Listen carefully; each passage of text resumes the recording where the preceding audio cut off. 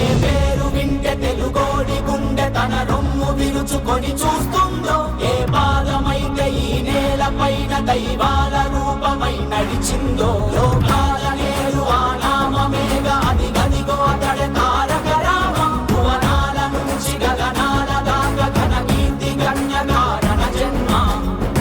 ఎంత పుణ్యం చేసుకుందో వెండి తెర నిను కనగా, ఎంత కీర్తి పొందెనేమో పాత్రలే నీ కలతో.